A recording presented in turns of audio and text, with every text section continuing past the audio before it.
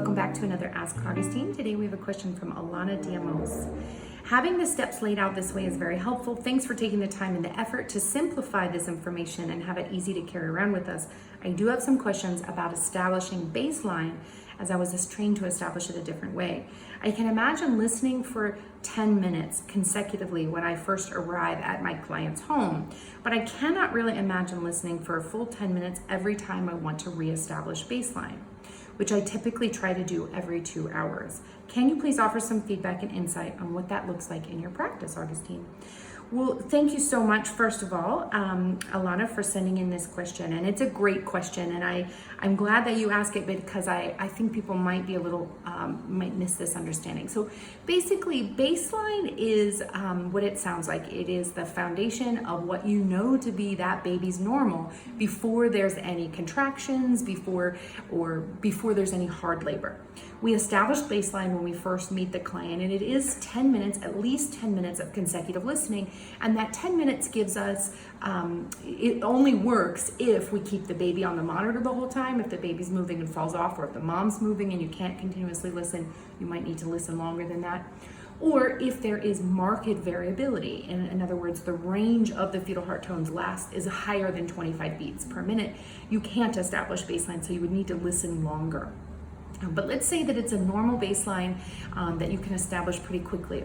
Now you have that baby's range, right? So anything not more than 15 beats above and not less than 15 beats below is that baby's normal range. So let's say that we found a baseline of 140, then the baby's upper range is 155, and that baby's lower range is 125. That's the normal range for this baby.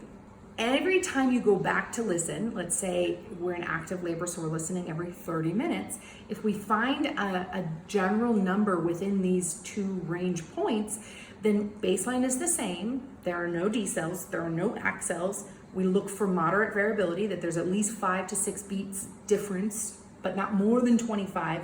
And now you have found a baby that's normal, category 1. There's no decels, there's no accels, there's no bradycardia, there's no tachycardia, and we have a normal variability. You could go on for hours, maybe 8 or even 10 hours of active labor management, checking every 30 minutes for at least 30 seconds, but hopefully 2 minutes at the end of a contraction to catch late decels, getting a baby in that normal range with moderate variability, and you could not reestablish baseline because there isn't a new baseline, because every check puts the baby back in that same range. Hope that makes sense. If, however, you came back and listened at that end of a contraction or through a whole contraction and the baby's baseline was 140 and now you're getting 160, 162, 165, 155, 160, 162, that is a different range. It's outside of that baby's normal range. So that is the time when you would be asked to reestablish baseline. Or conversely, in the other direction, you could listen and you could go back in and you get a baby who's consistently 120, 117, 120. Now your question is there a new baseline? Are we having decels? Are we actually catching an accel from a baby who's bradycardic, right? So there's lots of questions and we need to reestablish baseline.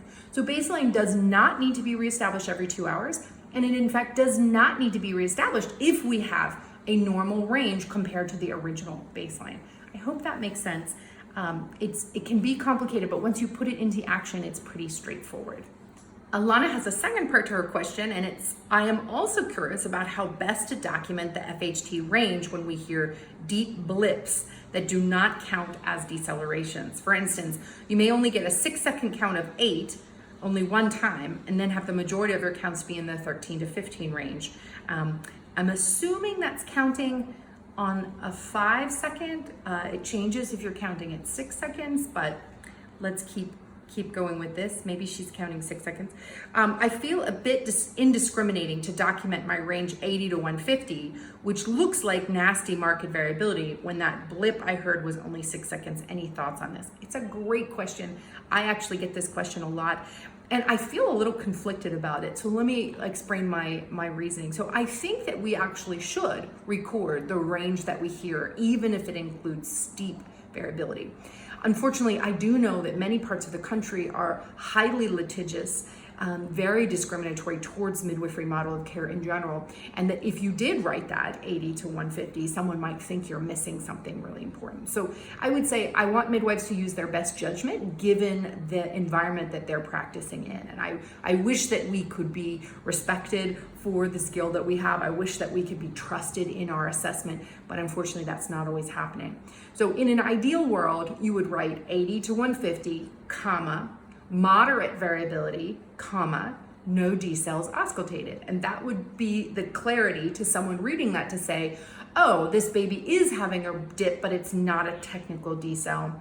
And this is not the huge range, it's just occasionally dripped like that, or even gone higher. And of course you would want to include the baseline first in that 140, comma, 80 to 150, moderate variability, no decels. However, if that would be a red flag in some kind of an investigative place or a transport even, then I invite you to use your best judgment and record data that supports your assessment, not necessarily all the details you found. So if your assessment is that this is a category 1 baby, they have no crisis going on, it's not actually a decel, there's no bradycardia, we have a baby who's recovering well, maybe having early decel, something where it's very, very obvious this baby is fine. Then instead you could write a conglomeration of the most often beaded numbers. So something you might write as 140s with a comma, moderate variability. And then you're writing the most often beaded number. You're not really lying, you're just omitting some of the details that might later be used against you for people that don't understand out of hospital fetal monitoring. So an alternate way to chart this is 140, little b, that's 140 baseline, comma, 140s to 150s, comma, moderate variability, comma, no decels. And that says the same story, omitting that one little blip, as you call it, that could, again, potentially, if they didn't trust your ability to assess decels, be used against you. So it is a tricky place. I appreciate these questions so much. Thanks again for sending them in. If any of you are listening or watching and you want to know more, you want to have a question of your own answered, feel free to send that in. We're on all social media platforms at Midwifery Wisdom, and of course on the website, midwiferywisdom.com.